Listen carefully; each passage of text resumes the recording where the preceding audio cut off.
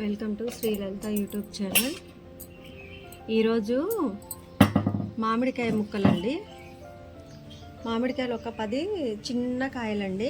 అవి కట్ చేసి తేమ పోయిందాకా ఆరబెట్టుకున్నాను. అంటే నిన్న కట్ చేశాను. నిన్న కట్ చేసి ఫ్యాన్ కిందనే ఒక క్లాత్ వేసి, వైట్ క్లాత్ వేసి, శుభ్రంగా ఉన్న క్లాత్ దాని మీద ఆరబెట్టుకున్నాను. ఇవి ఒక 10 కాయలండి.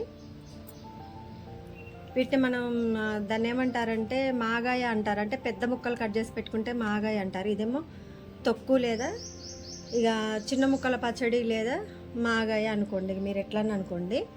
అంటే ఇప్పుడు ఉంటుంది, ఒక 2 నెలల వరకు ఉంటుంది, ఖరాబ్ అయితే కాదు. కాకపోతే కట్ చేయటం ఇలా కట్ చేశాను. ఒక 10 కాయలండి అవి. ఇంకా వెల్లిపాయలు ఒక 3 గడ్డలు తీసి పొట్టు తీసాను. వీటిని మనం రోట్లో దంచుకుందాం. మెంతిపిండి, ఆవాల పిండి అండి, ఒక డబ్బాలో గ్రైండ్ చేసి పెట్టుకున్నాను. సాల్ట్, కారం. ఓకేనా. నేను ఇప్పుడు ఈ వెల్లిపాయలండి రోట్లో వేసి దంచుతాను మెత్తగా. అంటే మెత్తగా కాదు, కచ్చాపచ్చాగా.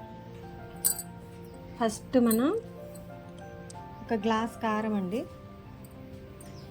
తేజ కారం కాదు, బద్రికాయలు అంటారు చూసారా అవి. సాల్ట్ నేను మామూలుగా వేస్తున్నా.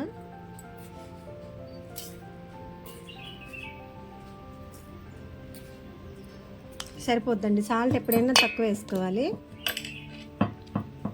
వెల్లిపాయలు చూసారా అట్లా కచ్చపచ్చగా దంచుకున్నా.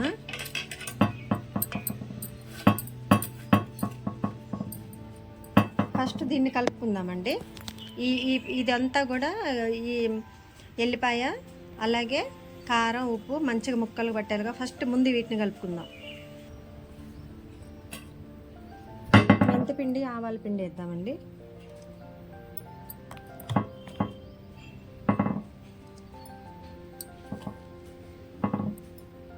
కరెక్ట్ ఒక 2 స్పూన్లు అండి, 2.5 స్పూన్లు తీసుకున్నా. దీన్ని కూడా కలుపుకున్న తర్వాత ఆయిల్ యాడ్ చేసుకుందాం.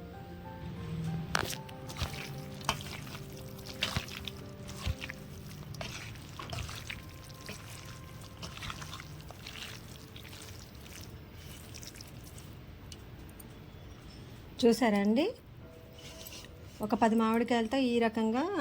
దీన్ని ఏమంటారో అర్థం కావట్లేదండి. అంటే కొంతమంది మాగాయ అంటారు, కొంతమంది చిన్న ముక్కల పచ్చడి అంటారు, కొంతమంది తొక్కుడు పచ్చడి అంటారు. నేను ఇలా చిన్న ముక్కలతోటి ఇలా చేశానండి. ఇది ఒక 3 డేస్ ఇలానే ఉంచుదాము.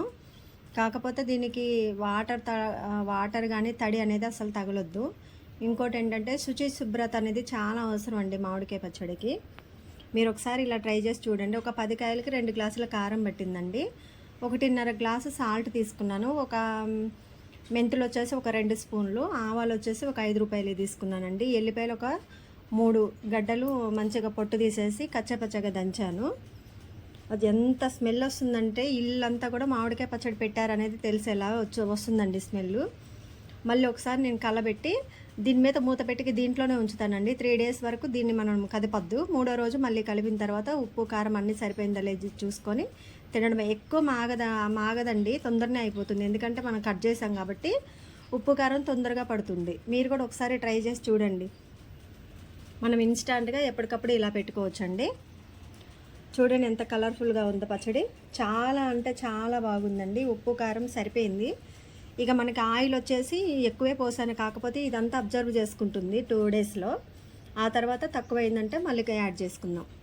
మా శ్రీలలిత యూట్యూబ్ ఛానల్లో కుకింగ్ వీడియోస్తో పాటు గార్డెన్ అండ్ డివోషనల్ వీడియోస్ ఉన్నాయండి. కొంచెం సబ్స్క్రైబ్ చేసుకోండి, వీడియోస్ అన్నీ లైక్ చేయండి. కొత్త యూట్యూబ్ ఛానల్ కాబట్టి మీ సపోర్ట్ చాలా అవసరం అండి. Please do like, share and subscribe my YouTube channel. Thanks for watching.